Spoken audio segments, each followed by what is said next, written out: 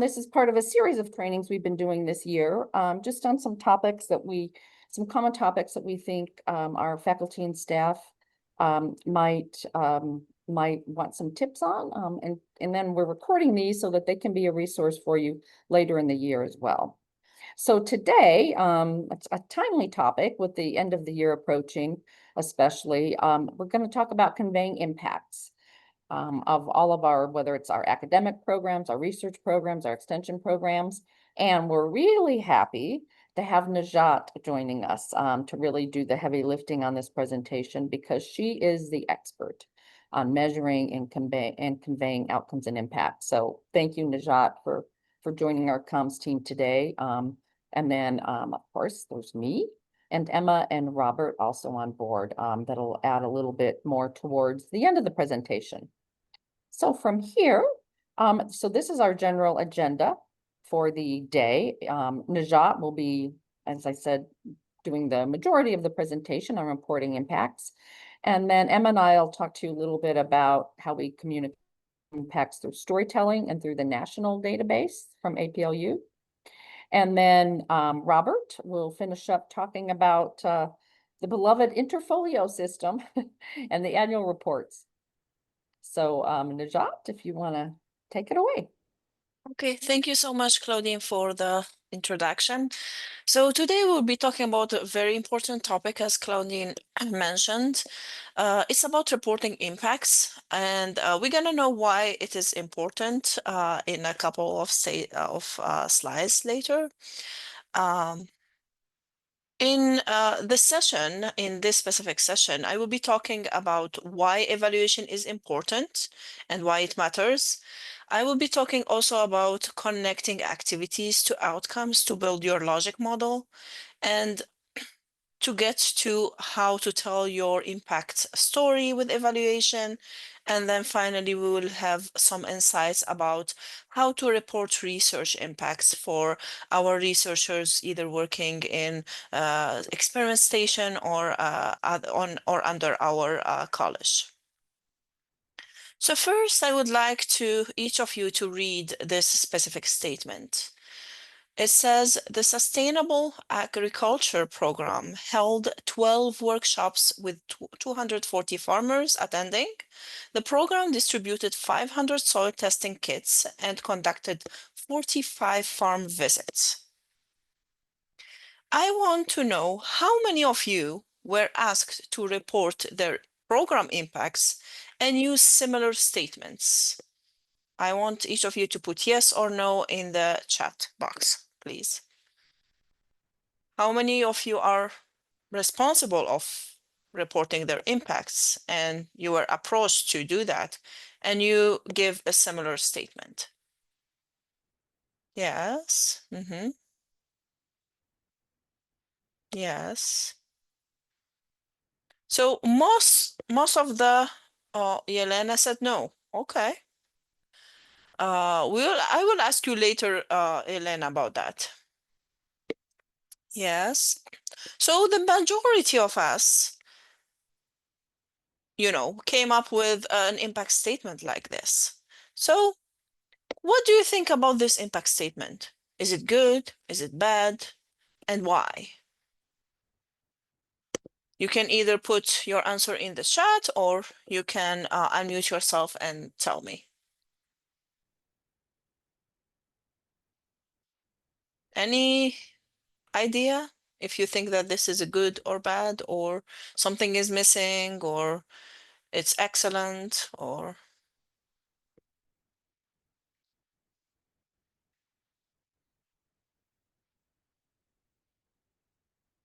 No answers? Okay. I won't tell you if this is a good one or a bad one.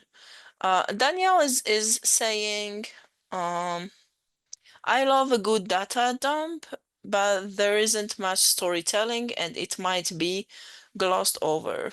Caitlin is saying missing the story. It shows the reach, great, but it doesn't show behavior or intent for change for long-term impact. Excellent. It shows what was done, but it doesn't show the outcome of those activities like the workshops, the farm visits, and the soil testing kits. Excellent. Uh, as Caitlin's also saying, shows the why. The why is missing in here. Okay, those are all great opinions, but I want you to keep in mind this specific statement till the end of the training, and we're gonna see if this is a good or bad one, and how, if it's not a good one, how can we change it. So let's remember this. Why program evaluation is important, why it matters. Can anyone tell me why is it important? Why should we waste our time doing evaluation for our programs? We are already going outside and doing great work. So why should we evaluate those programs? Danielle saying so we can continue to be funded. That's a great reason. Any other ideas? Why should we do evaluation? We want to know if our interventions were successful, and it can inform how we approach future intervention. Great, Kylie. Show impacts and outcomes. Excellent. To measure effectiveness. Great, Caroline. Those are all great things to say about why we should do program evaluation. So let's see why it's important. First, to demonstrate accountability and impact. So as you said, if I'm not doing an evaluation, how the donors and the sponsors who are giving me the money, how they're gonna know that I am using the money in the right place? Second thing, improve program quality. So if I'm doing the work and without asking people if the work is benefiting them or not, how can I know if this is working or not? How can I change it to make it better for people? So knowing if something is good or bad helps us to determine if we're going to continue or to stop. Third thing, supports strategy decision making. It helps us to know if we are going on the right path or no, if a program needs to stop or keep going. If I have limited funding, should the funding go to this program or to the other one? Which of them is making more impact? Enhances communication and advocacy. So I don't only report to the sponsor. I report to the community I'm serving. I report to other people in the community that they're either getting fund from them or intermediate sponsors. So evaluation helps us to show with small reports, with presentations, what's the great work that we are doing. Finally, it encourages innovation and learning. So to keep learning about what are things that are working, what are things that are working in other contexts that we can use in our context. So it's very important to exchange the learning from different programs in different geographic locations or areas. And the most important than all of that is that it gives us credit for the work we are doing. Many of you do a lot of great work in extension or in experimentation or under our college, but who knows what you are doing? If you are not showing that through numbers and impacts and all the good things that you are doing, it's like you are not doing anything because you don't have a proof. So the evaluation is the proof that we are giving to the world that shows that we did great work and we deserve to be accredited for that. So the next important thing when you think about an evaluation is a logic model. How can we build a logic model and connect our activities with our outcomes and impacts? First, what's a logic model? It's a systematic and visual way to present and share your understanding of a relationship among the resources you have to operate your program, the activities, and the changes and the results we would like to achieve. So there are three major and most important components in the logic model. We have the resources. Like if I decide to do a program, I need money, I need people to do the program, I need different types of resources. Those resources will be versed into what? Into doing the activities that I want to do for my program. And those activities will result in what? In the results or the impacts or the outcomes that I want to achieve by doing this program. Usually all this story starts from a needs assessment. Either you do that needs assessment or someone else does it. So you discover that, oh, there is a need in my community. So I want to do, I want to change that problem that's in my community. And then you go back. So if I want to change the program or the problem, sorry, what should I do? I should do 1, 2, 3, 4, 5, and those are the activities that I should be doing. Okay, so if I want to do those activities, what resources do I need? I need money, I need people, I need curriculums, I need other things. And this is how the logic model is connected to each other. Like a broader view of a logic model includes those specific components. We start with inputs, which are the resources that we have to invest in the program. Those resources are used to conduct activities, which are the actions that help us to achieve our goals or objectives. Then we have the outputs. Outputs are the direct, exact results out of my activities.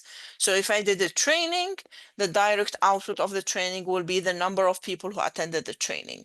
So when you think about outputs, think about direct numbers or results out of my activities. Then we have outcomes.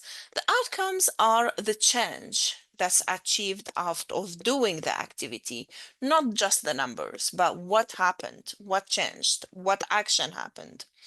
And they are divided into 3 different types of outcomes, depending on the time frame. So if I finished an activity now, I do have short-term outcomes. That's gonna happen right after I finish my activity. After 3, 6 months, we have intermediate outcomes. So what change happened after 3, 6 months? Then if after 3, 6 months, after a year, what happened? Those we call them long-term outcomes. And then we come at the end to the impacts. Impacts are the broader or long-term changes that happened due to my programs. As an example, you are doing a program to teach people to prevent obesity. So let's say we detected a problem in a community that we have a high level of obesity, and then we did a nutrition program to teach people how to cook healthy foods and introduce them to healthy foods. So we did the cooking classes. The direct output of the cooking classes was 30 people attending my cooking classes. A short-term outcome after that would be people gained skills and knowledge on how to cook. Intermediate outcome would be the change. So now they gain the skills and they gain the knowledge. What changed in their behavior? Now they are, instead of purchasing ready-to-go food or from restaurants, they are cooking at home healthy meals. Long-term outcome would be people are feeling a better health outcomes. They are eating healthier. An impact would be the change in their health condition. So instead of being obese, now they lost weight and they are maintaining healthy food and physical activity. So this is how things are connected to each other. And why should we use a logic model? Because first, it's clear planning for us. It shows us exactly where we are going. It's better communication. So if I want to present my project to someone to sponsor it, I will just show them the logic model and show them how the project works. That's going to be a visual, clear template for them to understand the project. Funding success. Once you have everything clear and people understand, yeah, your program is going to be working, they will give you money to do the program. Focused evaluation. If I do the logic model, I know exactly what I want to evaluate and when and where, because I have everything planned and everything organized in my logic model. Continuous improvement. doing the evaluation, doing the logic model will help us keep improving things. So if I read the logic model and I feel like, oh, there is something missing here in the middle in the outcomes, I'm not achieving this specific outcome, you can go and you redo the logic model or add things or remove things. So it's flexible. And again, funding success. Once you have that logic model clear, you can successfully get more money for funding for funding your own project. So we're gonna go for each of those one by one. Inputs in the logic model can include funding, can include existing organizations, potential collaboration with partners, existing organizational or interpersonal networks that we are working with, staff and volunteers. Can anyone provide me with an extra resource that's not listed in this list? What can be considered as a resource too? Any ideas?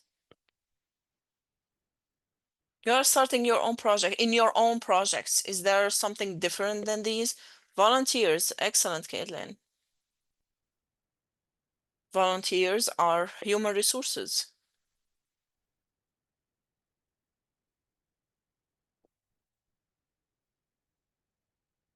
That's fine. Buildings and offices, excellent. Other things? So let's think of time. Your time is when we put your time on a project or FTE, that's a resource on the project. The facilities or buildings, as Andrew said, equipments, if you do have any kind of equipments that you're using in the either printers or even heavy equipments if it's an industrial project or something. Supplies, the supplies that you're using every day in your work, those are resources.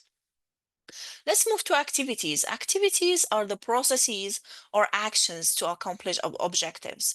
There are different types of activities. They can either be under products or services or infrastructure. Can anyone give me one example of a product as an activity? Any ideas?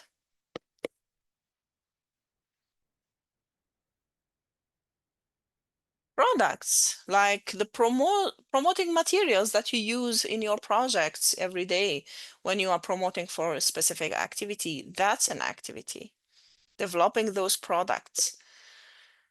Providing educational curriculum. If you are teaching a class, that's a product. How about services? Can anyone provide me with an example of services? What kind of services you are providing either in experiment station or extension or in the college as either staff or professors? Educator training, excellent. Any other things? Counseling services, health screenings, all those are considered as services or teaching classes, any kind of classes. Infrastructure, what kind of activities we can consider as infrastructure? Recommendations offering during farm visits. So the recommendations, are you putting them under infrastructure or services? Andrew, services. Okay, excellent. Infrastructure, what can that look like? Or how can that look like? Building relationships and collaborations, buildings and offices, good, Andrew. Gardens, those are infrastructures, excellent. Capacity building, the capacity building that you are doing for your staff or for other people, that's considered infrastructure. So excellent examples. Thank you for participating in the conversation. We move to outputs. Outputs are the direct products of activities. Usually they include number of classes taught, the number of meetings held, the number of materials distributed, program participation rates and demography. That's the information we all collect most of the time. Hours used to provide the service or volunteers hours. So all of those are considered an output. Can you give me one example of an output from your own project or program or research? Any examples of outputs? Produce, donated. Excellent, Caitlin. So the number, or with kilogram, let's say, or with the pound, how many pounds have been donated? Number of workshops offers, excellent. Number, any other examples? Number of farms visited, excellent. Coaching session, excellent. Those are all great. Number of youth engaging in the program and demographics, excellent, Diana. So all of those are considered output. And if you can connect things together, outputs are direct numbers coming out of our activities. So let's look into the next one, which is the outcomes. When you look into outcomes, outcomes mean changes and measurable changes, changes that you can measure. What kind of changes we can measure in our project? That include the change in knowledge, the change in skills, change in attitudes, behaviors, status, and level of functioning. The examples on the slide show each of those types. Knowledge, if you are providing an educational session, you want to know how many people gained what type of knowledge, or the percentage of knowledge gained out of my workshop. Skills, if I'm teaching people on how to fix some things, let's say how to fix a car. The skills is they know now how to fix a car. The attitude, say the kids dislike to eat broccoli and healthy vegetables. After attending the sessions, now they are 85% of the kids now are eating vegetables or things that they don't like to eat, healthy foods. Behavior, change in behavior, that's on the intermediate outcome level, which is people, for example, 60% of participants reported that now regularly track their monthly spending and savings, those who have financial literacy classes. The status, the change through the job readiness program, we have 40% of adults learners gained full-time employment within the month. So they were unemployed, and then when they had the program, they knew how to find a job, and they found a job. Level of functioning, for example, here we have participants in physical activity programs for senior reported increased mobility with 50% improvement from needing to be assisted to walk. Now they know how to walk by themselves. So let's look into this specific slide. I want each of you to tell me, what can we say about this picture? What does it represent?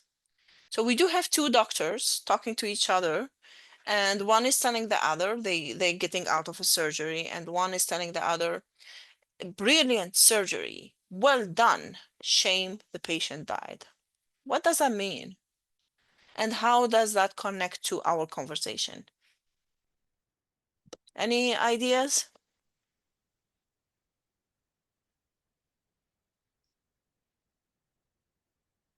Can anyone tell me what does that mean? So they did the surgery, but the patient died. We can collect so much data, but if we aren't making the intended impacts, it's useless. That's excellent, Danielle. So it doesn't matter how many sessions you are doing. Andrew, do you have you wanted to say something? Yeah, but I think Daniel explains it better. So they have the output, they performed the surgery, but the intended outcome wasn't the death. Mm-hmm. So Oh. the patient died, and that is not what they were targeting. So If they had performed the surgery, that would be an output. And if the patient survived, that would be a very great outcome. That's thank you for your insights, Andrew. And thank you also for your insights, Diana.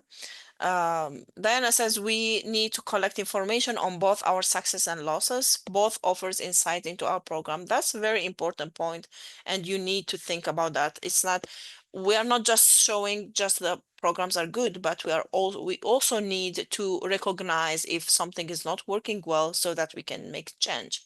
But this specific picture is really about the outputs versus the outcomes. And I did give you that small hint because I can do all a million number of sessions. I can do target a 1,000 kid, or target a million human being in my educational sessions. But what's the outcome? Like, again, it doesn't matter if I reach out to 20,000 kids in 4-H, or it doesn't matter if I reach out to 100,000 person in nutrition education or any other type of program. But what really matters, what change happened to those human beings? Like here, they did a great surgery, but what's the results, what the outcome? The outcome that the patient died. It doesn't matter how good was the surgery, it doesn't matter how good is my training.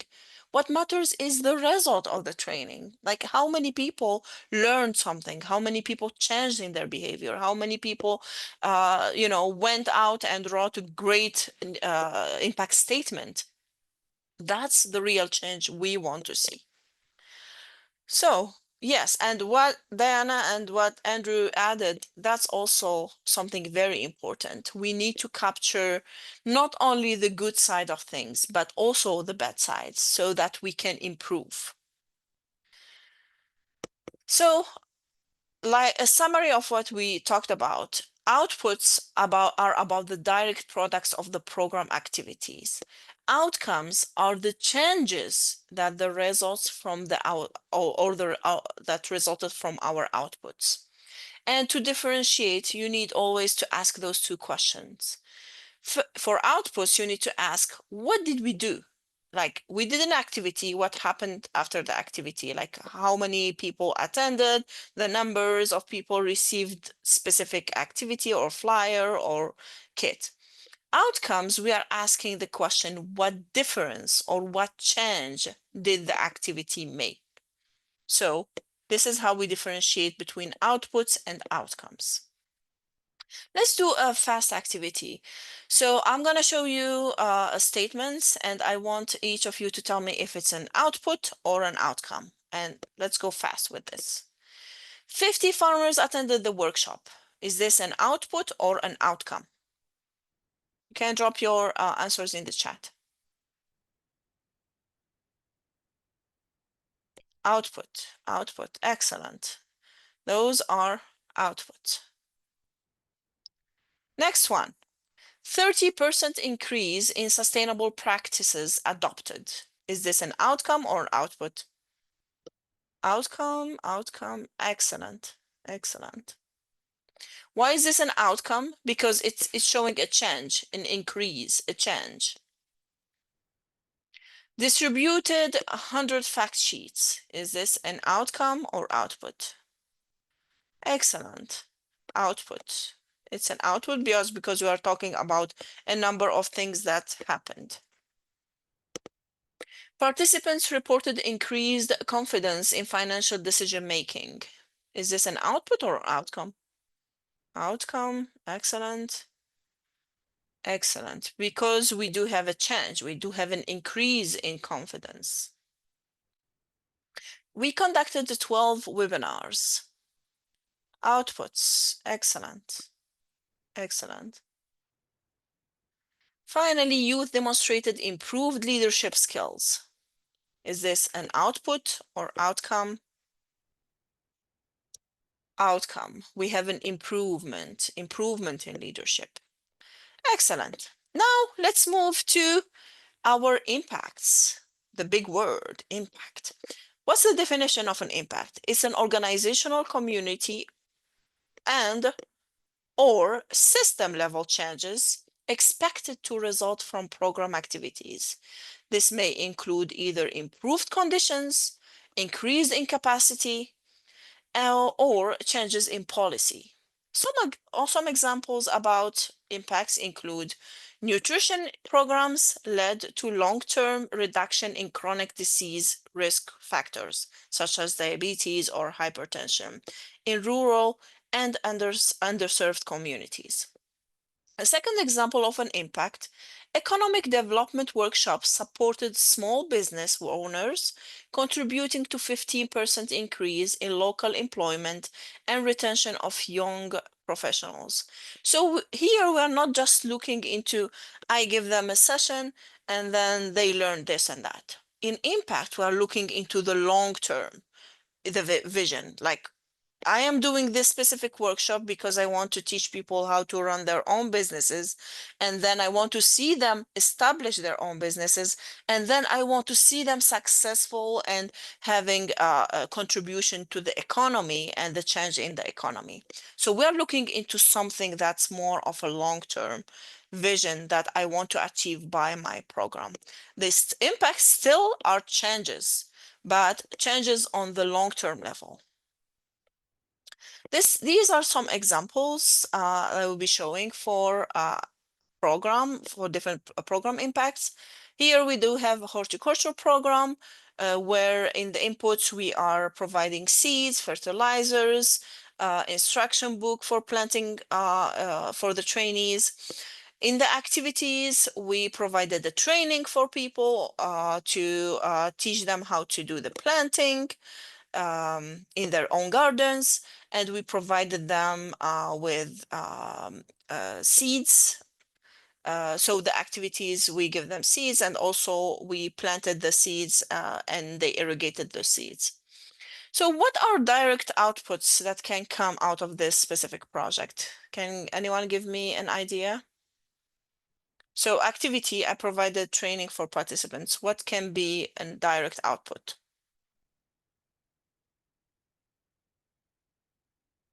Any volunteer? Could you please go over the activity?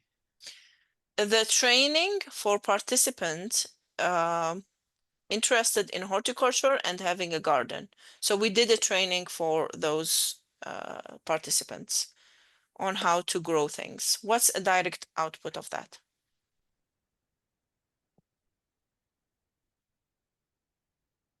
It's gonna be Maybe the number of people that attended. excellent. Yes, that's the number of people who attended our training.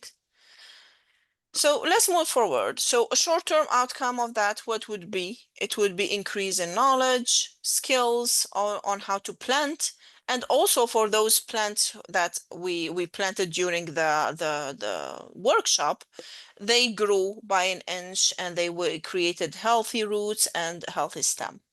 After a couple of months, we noticed what's the direct outcome of these activities or the intermediate outcomes of this activity. We have planting additional plants. So people who attended the session, they gained those skills and then they went to their houses and planted more plants in their backyards. Also, the plants that they irrigated and they planted during the workshop, they increased in length. So they were 1 inch, now they are 12 inch. We have healthy roots, healthy stems, and they started to blossom. On a long-term outcome, now we have each of the seeds that they planted resulted in 10 pounds of fruits or vegetables, depending on the plant. And the long-term impact that I want to see is more of food sustainability. If people are growing their own foods at home, they don't need to go to a supermarket and buy food from there. So we do have a more of a long-term impact, which is achieving food security. And I want to remind you that these are outcomes for plants. The outcomes can change depending on your program or project. Here also is another example of a project about combating domestic violence. There is a set of activities that were created, including doing a gap analysis, implementing a high-risk team model, developing training curriculum for officers, law enforcement training. There are different activities in this project, but the long-term outcome that we would like to achieve was domestic violence survivors are supported and empowered throughout Nevada, resulting in less cases of domestic violence. And how to do that? Through the activities and the outcomes that draw to that long-term impact. Another important thing that you need to think of when you are creating your outcomes and impacts for your projects is that those outcomes need to be smart. And what do we mean with smart? SMART stands for specific, measurable, achievable, relevant, and time-bound. Specific, so each of the outcomes that we are creating, they should state who is doing the where and what, and what's the result of that. Measurable, we need to have the ability or the capacity to measure the outcome, either by counting it or observing it or analyzing it or testing it in different ways. Third part is to be achievable. So I cannot write outcomes that cannot be achieved. Like, oh, if I'm doing this specific project, people are gonna start to fly. That's not an achievable, realistic thing. So we need to put out outcomes that we can really achieve, and targets that are also achievable, which means like if I'm doing a workshop and I know from previous workshops that if 20 people attended, 15 of those will have a raise in their knowledge. So if I set a specific percentage and I said, oh, 100% of my participants are going to gain knowledge and skills out of this workshop. Based on previous data, this is not realistic. So if I get 60% of the participants gain knowledge, that means that I failed, but in reality, I didn't fail because this is the right target that I should be achieving. So setting those targets from the beginning before doing your project or before going forward in your project helps you to stay on the right side. So I am achieving the right thing that I'm supposed to achieve. But if you say the bar high, or if you set the bar high and you don't achieve, this means a failure. So we need to be realistic about our targets. Relevant, it should be valid measure of the result outcome and be linked through research and professional expertise. So we should be able to establish that if I do this activity, I'm gonna achieve this specific outcome because research says that, because other people who implemented similar programs had the similar results. We should have relevant results or outcomes connected to each other. I'm not gonna say, oh, if I do this educational class, then people are gonna start to be successful in the future. I don't know if in an irrelevant topic, they should be connected. And time bound, we should be able to specify when exactly are we expecting to achieve that specific outcome. So in our case in projects, we always said, oh, this activity, like let's say after 6 months, I will be able to achieve this specific outcome. Let's see some examples about that. Parents, and this is the first example is on the being specific. Parents who, this is the who, will demonstrate positive relationships with their children, and this is the what, in their home environment. This is the where exactly is going to happen, by an increase in nurturing, communication, and appropriate and responsive care. This is the how, at the time of exiting the program, and this is the time. Regarding the second factor, which is measurable, here we had to set at the beginning the percentage of parents that will be served. And exactly attainable, we have to set the target. There is a percentage that needs to be served, but what's this percentage? And the last example shows us when this outcome is going to be achieved at the time of the exiting the program. So we expect to see that at the end of the program. So when we want to measure it, we need to measure it at the end of the program, not at the middle of the program or at the beginning. Creating logic models, those are final tricks or final tips on when you are creating your own logic model. First, think backward. Start from identifying the outcomes and the impacts you want to achieve.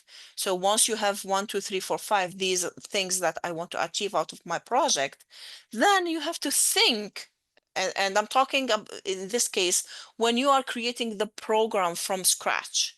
So now I want to achieve 1, 2, 3, 4, 5 goals or outcomes. What activities should I do to achieve those outcomes? So this is the second step to think about. Then, in order to achieve those specific activities, what kind of inputs or money, resources do I need to pour into the program in order to do those activities?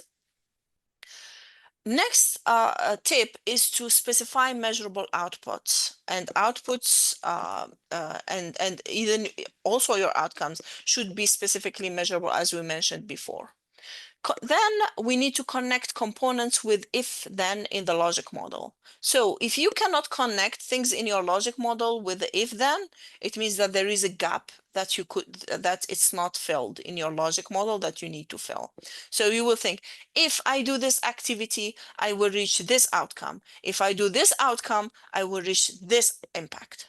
So things should be connected to each other throughout your logic model. And finally, and something that many people don't think about when they're developing logic models, is to consider external factors. You should be able to consider, like, what are the factors that I need to, maybe happen during my evaluation that might affect my project. Next, data collection approaches, and I want you to think about, we already have our logic model now. So what next? I have my logic model. Now I have to think exactly what kind of tools should I use to measure this? What kind of outcomes? So here, this is an example of a teen mother prenatal care program. And it shows a program that's given to teens in order to improve the health of their babies or when they deliver them. And next is the performance measures or indicators or the outcomes that we would like to see here. We want to see the yellow and the green ones are kind of outcomes that we are monitoring during the implementation. So those are the, let's say, not short-term outcomes, but those are direct results of my activities. The ones in pink are the outcomes that I would like to achieve during the program. So here we have demonstration of increase in knowledge and skills, changes in the behavioral, in the prenatal health, and also the change in delivering the babies. The babies are more healthy after attending the program. Evaluation questions. So what we do, we have on the top, what's our logic model. Then we transform our logic model into direct outcomes that we'd like to measure. And then the third step is to change those outcomes into evaluation questions. Once you have those evaluation questions, you can use them into different tools, either in interviews, focus groups, or you want survey or whatever tool you would like to use. Some considerations when doing your looking into the tool that you would like to use, you have to think about what type of evaluation you are performing, the information that's needed, the available resources that you have. If you have money, time, you can do focus groups. If you don't have them, you can just sit and look into doing surveys. If you have what participant characteristics, maybe I have farmers who don't like technology or using their phones. Maybe we can use paper surveys with them.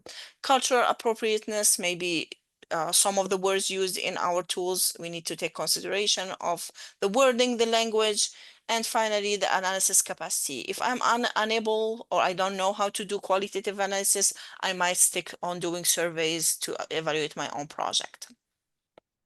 Next, we come to the most important part, and I want you to remember the first sentence that we had in the training, crafting compelling impact statements. In order to have a really good impact statement, you need to have 4 major parts in your impact statements. That includes issue or the problem that you are trying to solve with your program response, what are things that you did in your program that to tackle that specific problem. Results, outcomes, like after I did those activities, what are the results and the outcomes of my activities? And finally, the public value, like what are the impact, what are things that changed in my community because of my program? One step by one. First, the issue or the problem, as we said, you can determine that through your needs assessment or through previous needs assessment that have been done. And you identify what are the challenges. Here in our example, we can write rural communities in our state face limited access to mental health resources, with 65% of residents living more than 30 miles from nearby providers. So this is the major problem my project is trying to tackle. Formula, the second part of the formula include the response. What did we do? Extension's mental health first aid program trained 45 community members across 12 rural counties to recognize and respond to mental health challenges. So this is the outputs, the one that most of us usually report as impacts, but those are not impacts. Next, what are the results of the impacts? As a result, this is the change that happened. 92% of participants reported increased confidence in supporting someone experiencing a mental health crisis, and 85% have used their skills at least once within 3 months.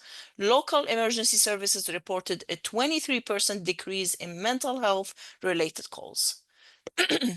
Public value. What's the public value of this program that I did? This program strengthens community resilience, reduces healthcare costs, and improves quality of life in underserved rural areas. Let's see this example of a full impact statement. This is before, like the things that we usually report. The Sustainable Agriculture Program held 12 workshops with 240 farmers attending. The program distributed 500 soil testing kits and conducted 45 farms visits. How to improve this? I need to collect the data the way that we talked about at the beginning and use that data to create this impact statement. First, issue or problem. In response to declining soil health and increasing input costs affecting farm profitability in our region, this is the problem. Extension's Sustainable Agriculture Program equipped 240 farmers with soil management knowledge and testing sources. This is the program response.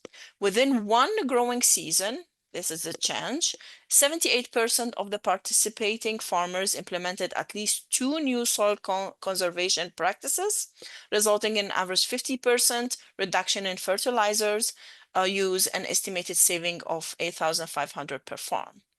What's the public value? These improvements contributed to improve water quality in local watersheds and enhance long-term agricultural sustainability in the region. Some of the tips when you are doing your impact statement: start with a problem or need. Briefly describe the program response, what you did. Focus on outcomes and changes, not just activities. And then make sure to include both quantitative and qualitative because that strengthen your impact.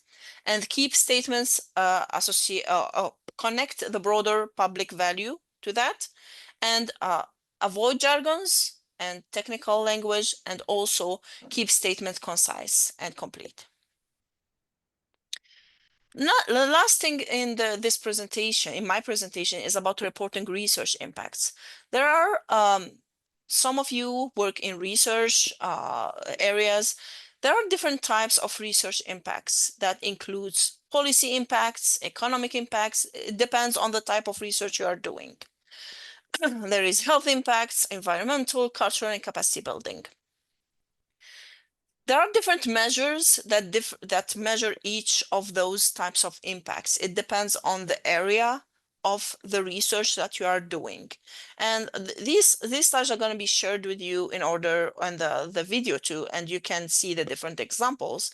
But what I want to focus on is the cross-cutting impact metrics. This is universal among all these type of research we are doing. That include, if I want to report my impacts as a researcher, I need to look into academic citations. If I publish something, how many people cited what? Media mentions how, if the media talked about me or about my work, social media research, download statistics from a website that you created, conference presentations that you did, award you received, collaboration agreements, follow-up studies, international recognition, industry adoption, public surveys or feedbacks that happen, and long-term tracking. Those are very important metrics that you need to take care of them when you are reporting your research impact.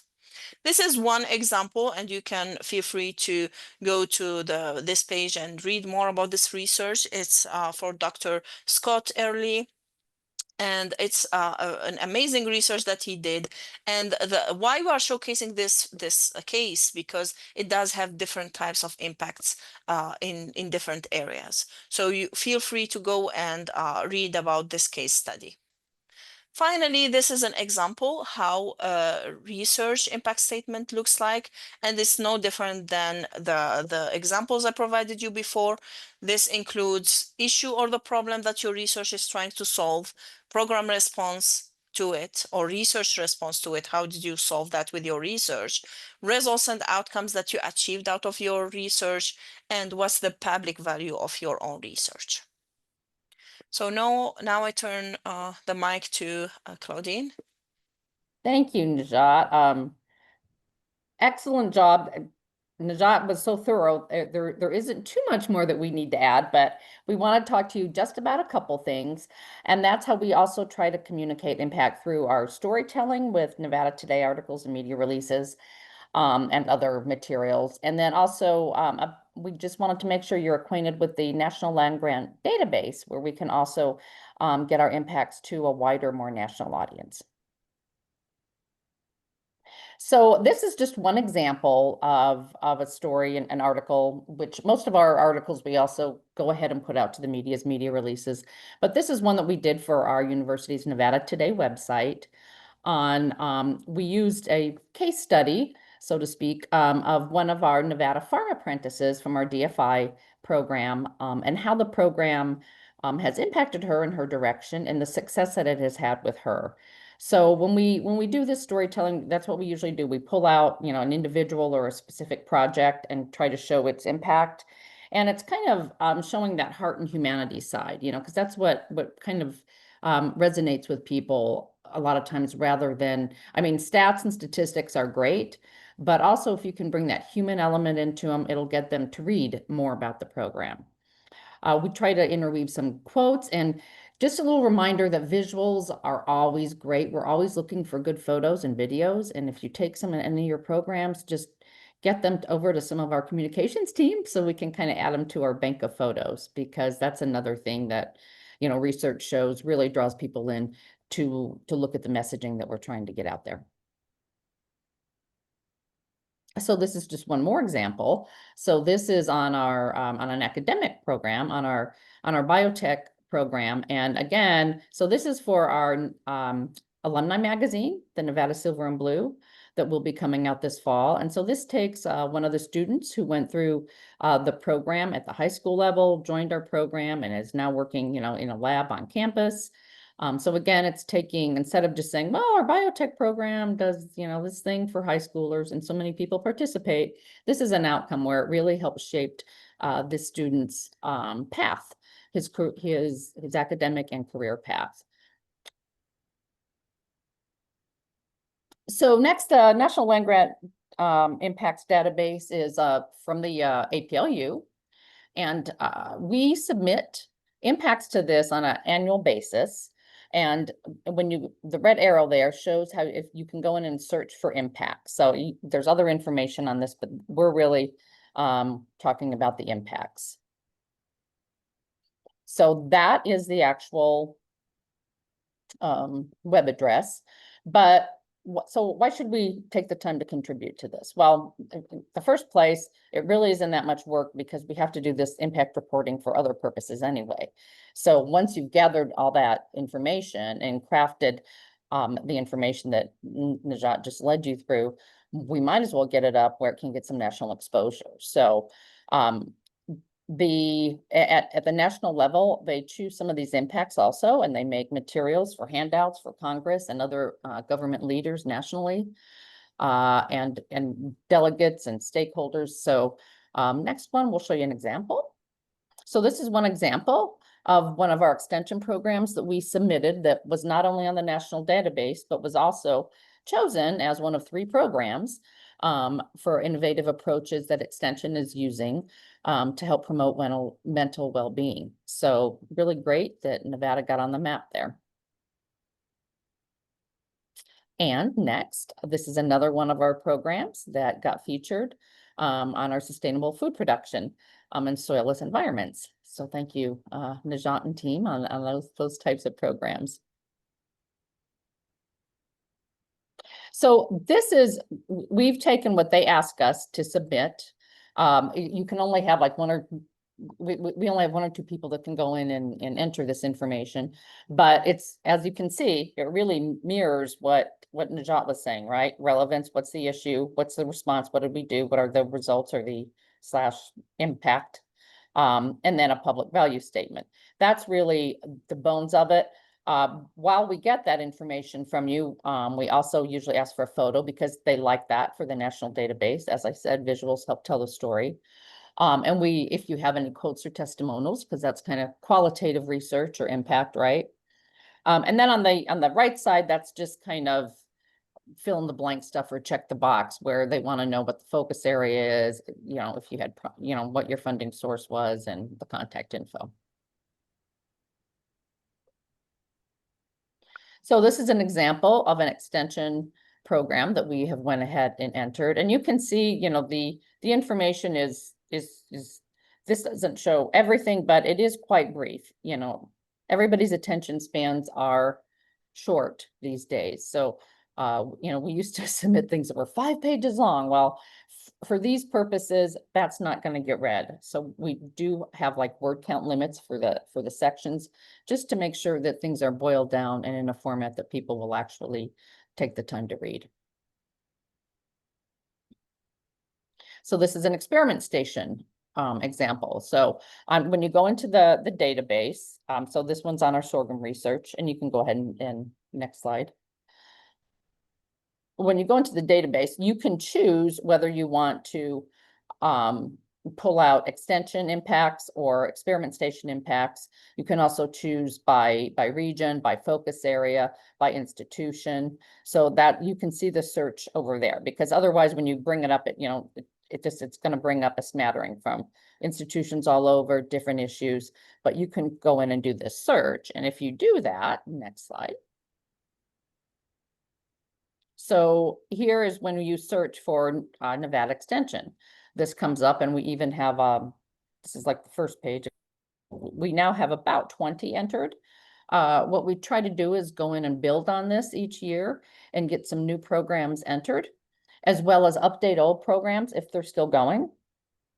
And this is the time of year that we'll be doing that. And this shows you how they show our summaries, our headline, our our photo and our summaries. But we'll be reaching out to some of you to ask you for this information or to update your information. And if we don't ask you, you are welcome to go ahead and contact us and say, hey, will you send me that form? And, you know, I have some great impacts for my program. And we'll be like, sure. So just reach out to us. Yeah, this is an example of the of searching for experiment station. You can go on to the next. So you can see we have a sad amount of experiment station entries. So we are looking to beef that up.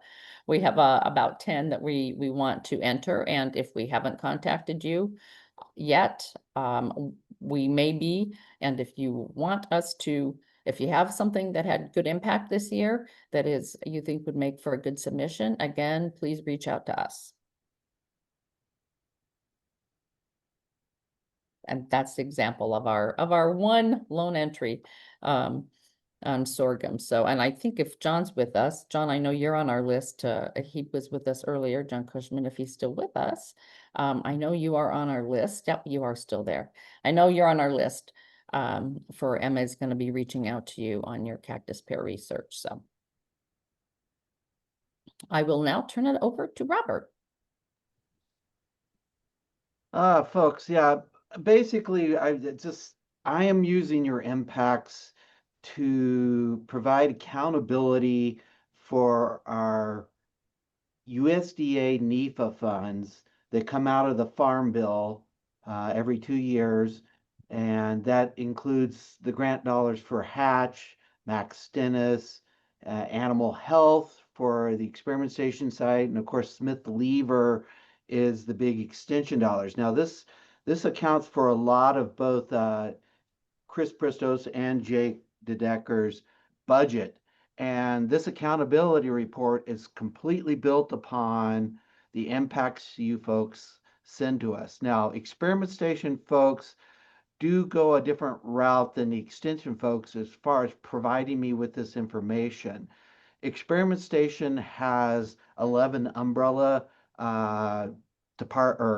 unit chairs or umbrella chairs that collate all the information on their faculty and then move that on up to Pristos for review. And of course, then I use that to compile an experiment station side of the equation. Extension, on the other hand, goes through Interfolio. And a lot of you folks may not have access to this Interfolio system, but the important part here is that that information moves up. Say if you're someone working for a faculty member, so a case in point would maybe be something like a Wendy Mazan working for a Heidi Kratch. I implore you to move that information up to those faculty members so that they can enter this into Interfolio, and then I can actually capture this, because this right now is the only tool I have. And this is just a screenshot. If you are faculty who use Interfolio, you would actually be putting it inside your teaching extension program section. This is kind of, as Najat and Claudine have pointed out, you're collecting almost the identical information, so you can cut and paste across many places here. But it's basically the situation, the outcomes, and of course the impacts that your entry into, and once again, you can have many entries into this system. It doesn't have to all be folded into just one. I noticed Caitlin was on. We could actually, if wanted, we can dissect master gardeners into, like, the volunteers section versus the community improvement versus maybe plant education. It doesn't really, I mean, I a lot of times will deconstruct these impacts, but anyways, this is, like I'm saying, the formula is over and over. It's the issue, the outcomes, the impacts. Next slide. And basically this is the system in which I'm applying it into. As you can see, there's just a couple of projects there. Healthy aging, of course, and regional and rangeland management. You can imagine our programs giving here, but this is kind of the general. If we go one more slide, you'll see here's the actual place where I would be adding an impact to like the small business education program. And each year I try to add as many impacts as possible. So it's pulling once again from that issue, outcome, and impacts that you're hopefully now very aware of how to cobble together from all of Najat's speaking. Next slide. And of course, yeah, here's what the annual reports look like. I don't know why I'm showing you this, but basically this goes through all the directors. So Pristos and DeDecker have to sign off. The dean signs off. It goes up to the USDA. USDA then signs off, and then that basically ensures our funding from the Farm Bill. So this is kind of important as far as our budget annually goes to get good impacts into the system so that we get approved for next year's funding. And I think that's it for me. All right. Thanks, Robert. And I want to shout out to Emma, who has been doing a great job with those impact statements the last couple of years, getting those entered in. And we'll be working hard on those these next few months. So that's really her baby. And thank you for all the work on that, Emma. So our upcoming trainings, we have John, who is on with us right now, who is going to give our next one on October 23rd at 11 on marketing your scientific research. So, sometimes getting your scientific research out there can be especially challenging, but John's done a really good job with that and has some great tips. So please join us for that one. And then Robert will be talking about the exciting topic of posting publications. It might not be an exciting topic, but it's really important that we get our publications up there on the web right now, because that's where most people are going to get the information, not from the printed ones. So, and we're doing some kind of overhauls on our system. So it's an important one for you to attend also in December.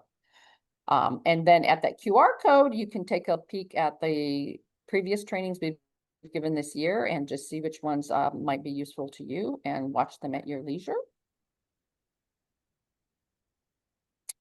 So now we can take some questions if you guys have it, and then we have after we do that, we do have a QR code if you want to come in and give us some feedback on our training today, so that we know how we did and maybe some ideas for topics and things that you would like us to address in the future.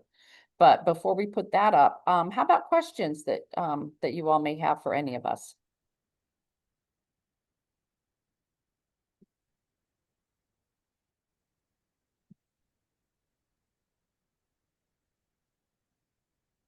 Questions? Nothing at all? Because Najat did such a great job.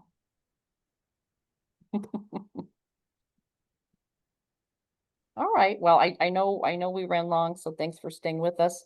You want to put up the QR code, I thank you all. And here's if you will go, and I think it's only 5 or 6 questions. If you can do this, it'll help guide our work to make sure we're giving the most effective trainings that we can.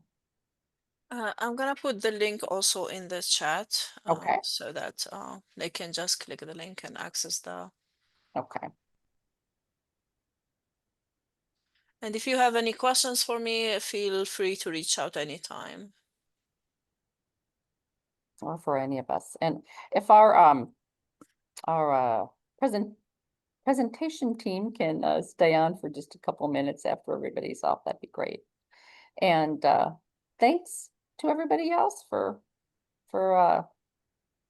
hanging in here with us. We appreciate you attending. Great presentation. Thank you all.